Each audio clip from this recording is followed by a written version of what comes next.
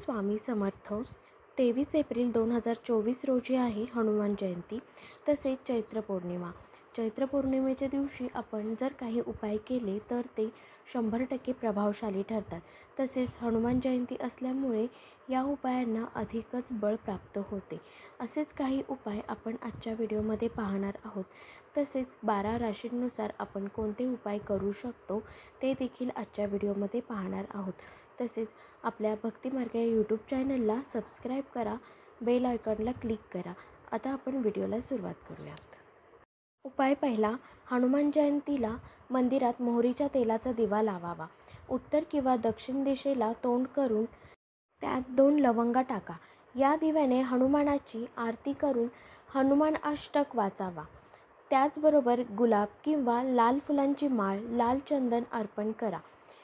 उपाय दुसरा, शनिपीडेतून दिलासा मिळवण्यासाठी हनुमान जयंतीला उपवास धरा. लाल रंगाचे कपडे परिधान करून मारुतीच्या मंदिरात जा. मूर्तीसमोर कुशासनावर बसून जाईचा तेलाचा दिवा लावा. हनुमान चालीसेचे 11 वेळा पाठ करा. उपाय तिसरा, शनी साडेसाती आणि अडचणीतून दिलासा मिळवण्यासाठी हनुमानाला सिंदूर, चोळा आणि जुईचं तेल अर्पण करा. वडाची 8 पानं काळ्या धाग्यात बांधून त्यावर सिंदुराने राम राम लिहा. ही पानं हनुमानाच्या मंदिरात अर्पित करा. या उपायामुळे हनुमान प्रसन्न होतात आणि संकटातून सुटका करतात. उपाय चौथा, हनुमान जयंतीला हनुमानाची पूजा करून त्यांच्यासमोर तुपाचा किंवा तेलाचा दिवा लावावा. 11 वेळा हनुमान चालीसेचा पाठ करावा. याने मारुती प्रसन्न होऊन जीवनातील प्रत्येक समस्येपासून मुक्ती मिळते. उपाय पाचवा, हनुमान जयंतीला विडा तयार करून हनुमानाला अर्पित करावा. उपाय सहावा, या व्यतिरिक्त या दिवशी हनुमान चालीसा, बजरंग बाण, मारुती स्तोत्र याचे पाठ करावेत.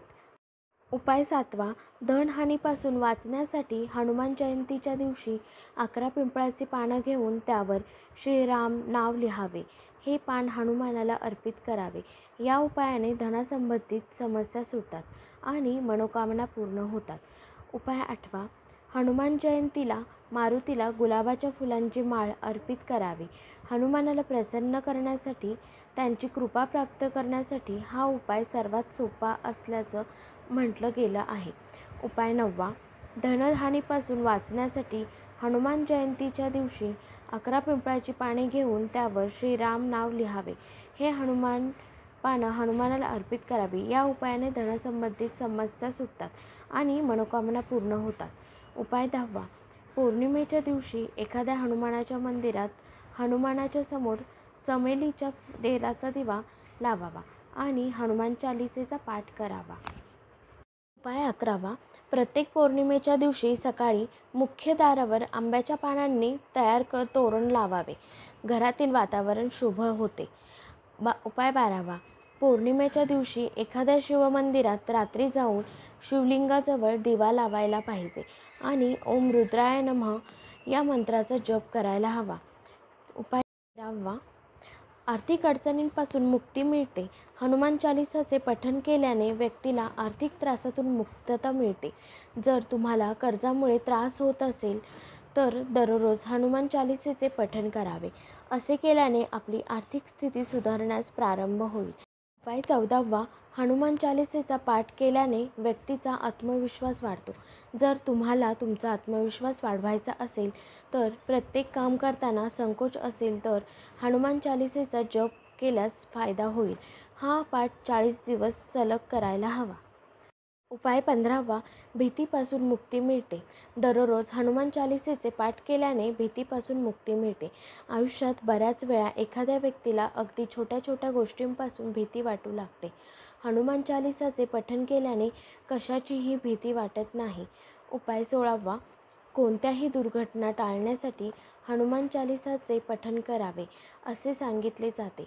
जर तुम्हाला वारंवार दुखापत होत असेल किंवा अपघाताचा बळी ठरत असाल तर हनुमान चालीसा तुमच्यासाठी फायदेशीर ठरू शकते.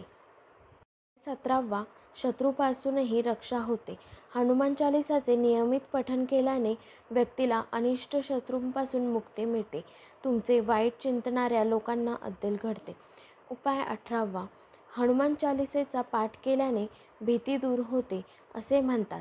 अशा वेळी कोणत्याही प्रकारची भीती आणि शत्रूंची भीती टाळण्यासाठी हे पठण करा. काळी जादू, चेटूक, भूत, कोणतीही दुर्घटना आणि अकाली मृत्यूची भीती घालवण्यासाठी हनुमान चालिसेचा पाठ करा. यामुळे तुमची सर्व भीती दूर होऊ शकते. उपाय 19वा. जर तुम्ही आर्थिक संकटाचा सामना करत असाल आणि कर्जात बुडत असाल तर पिठाच्या 4 बाजूंच्या दिव्यांमध्ये चमेलीचे तेल टाका, वडाच्या पानावर ठेवा आणि दिवा लावा. अशा 5 मानांवर 5 दिवे लावून हनुमानजींच्या मंदिरात ठेवा. असे किमान 11 मंगळवार करावे. शनिवारी हनुमान मंदिरात जाऊन हा उपाय करावा. उपाय 20वा. हनुमानजींना पिठाचा दिवा अर्पण केल्याने शनीच्या बाधाही दूर होतात. उपाय 21वा. हनुमानजींना तुपासह सिंदूर अर्पण केल्याने तुम्हाला भगवान श्रीरामांची कृपा प्राप्त होते आणि तुमच्या वाईट कर्मांचे निराकरण होते. मंगळवारी उपवास करून हनुमानाची सिंदूर लावून पूजा करून हनुमान चालिसेचा पाठ केल्यास मंगलदोष शांत होतो. सिंदूरसोबतच चमेलीचे तेलही अर्पण करावे. असे म्हणतात, सिंदूर लावल्याने एकाग्रता वाढते आणि दृष्टी सुधारते. यामुळे सौभाग्यही प्राप्त होते. जो व्यक्ती शनिवारी हनुमानजींना सिंदूर अर्पण करतो त्याच्या सर्व मनोकामना पूर्ण होतात. आता आपण राशीनुसार कोणते उपाय करायला हवेत हे पाहूया. पहिली रास आहे मेष रास. हनुमानाला लाल रंगाचे वस्त्र आणि शेंदूर अर्पण करावे. वृषभ रास. चमेलीच्या तेलाचा दिवा हनुमान मंदिरात लावून पांढरे फूल अर्पण करावे. रास तिसरी मिथुन. हनुमानाला गोड पान, तंबाखू आणि सुपारी न टाकलेले अर्पण करून गुलकंदाचा नैवेद्य दाखवावा. कर्क रास. हनुमानाला खव्यापासून तयार केलेल्या मिठाईचा नैवेद्य दाखवावा. सिंह रास. हनुमानाला लाल फुलांची माळ आणि मिठाई अर्पण करा. कन्या रास. हनुमानाला बेसनाच्या मिठाईचा नैवेद्य दाखवावा. 7वी रास तूळ. हनुमानाला तळलेले पदार्थ उदाहरणार्थ पुरी, भजी नैवेद्य दाखवावा. 8वी रास वृश्चिक. हनुमानाला मुगाचा हलवा आणि उडदाचे वडे अर्पण करावेत. 9वी रास धनु. हनुमानाला मोहरीच्या तेलाने अभिषेक करावा आणि वस्त्र अर्पण करावे. मकर रास. हनुमानाला पांढरे फूल आणि लाल वस्त्र अर्पण करावे. कुंभ रास.